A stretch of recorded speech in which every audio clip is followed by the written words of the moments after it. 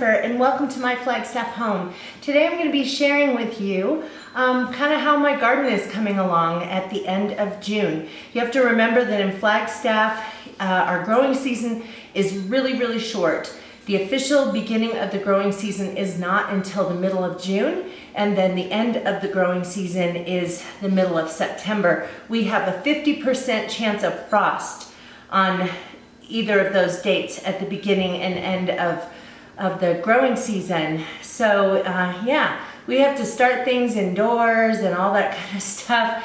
And so so my garden is not coming along as great as a lot of different people's gardens would be at this time of year in other parts of the country, but it is coming along, and we do end up getting a harvest. Once things do get going, they get going pretty good. So so anyway, I just wanted to give you a look at not only my vegetable gardens but my flower gardens as well, and then I will update you at the end of each month for the next few months. So let's go ahead and take a look.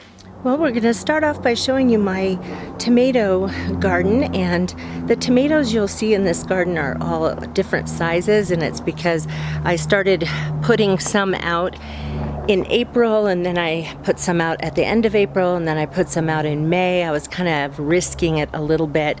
We were having warm temperatures, and I thought I would try putting some out, but I didn't want to put all my tomatoes out at one time because if we got a snow or something, I didn't want to ruin everything.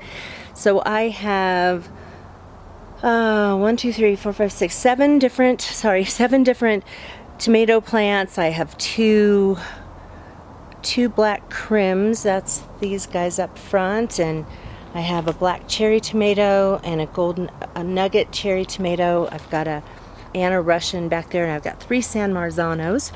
Along the edges you can see that I'm growing lettuce, or greens I should say, in different stages. This is the new little batch right here that's coming up.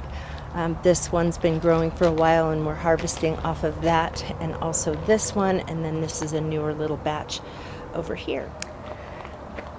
This is another of my garden beds that's out more in the middle of the yard, and it gets blasted by sun during the day.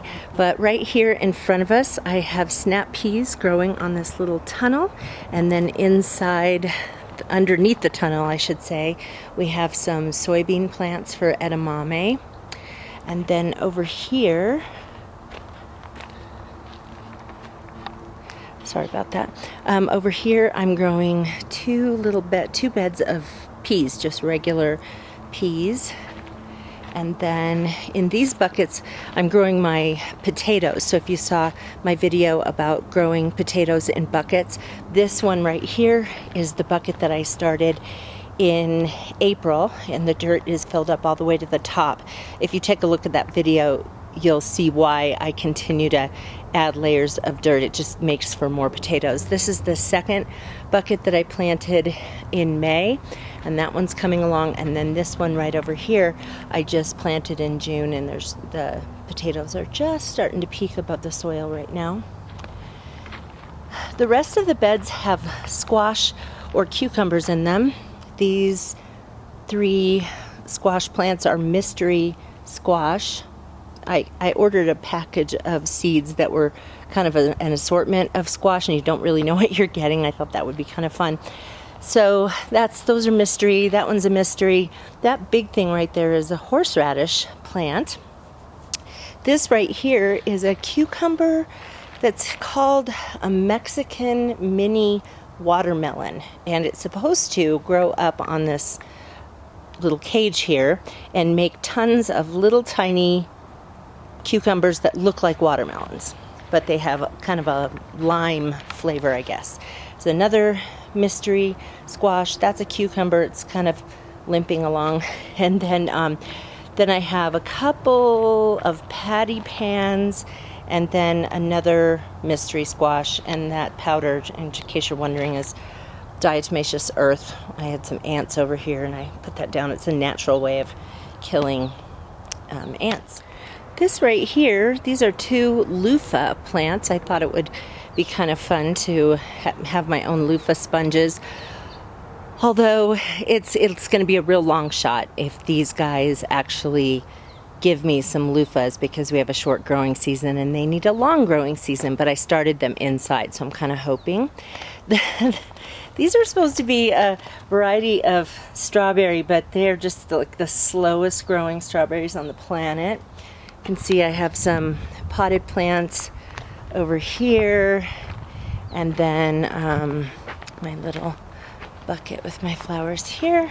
Still got a couple of plants that are in walls of water because this area of the yard gets blasted with sun all day long, and I just put in some new tender plants and I didn't want them to die. So I just have a variety of plants in here. I'm terrible with names of plants. I know I have bellflower and bee balm and a little mini rose bush and some petunias, and what else do I have in here?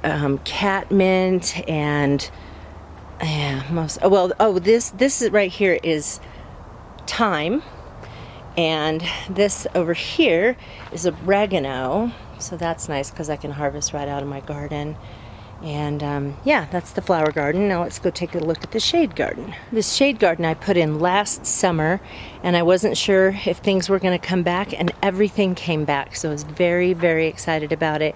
It's still pretty small at this point because it's June, and our official growing season just started like last week. So things are starting to come along, and I'll show you what happens later in the summer. Well, that's it for now. So I will be back next month at the end of July to show you how my garden has changed, and hopefully by then we'll have some vegetables that are growing, and hopefully those flowers will be getting nice and big and blooming and all that kind of stuff too. So I hope you'll join me for that. If you are not currently subscribed to my channel, I would love it if you would, so hit that button right there, and YouTube will let you know when I upload new videos, which is several times a week. You can also go over and see the coordinating blog post that goes along with this video. I will link that blog post below. It's over on my blog at myflagstaffhome.com. So we'll see you again. Take care, you guys. Bye-bye.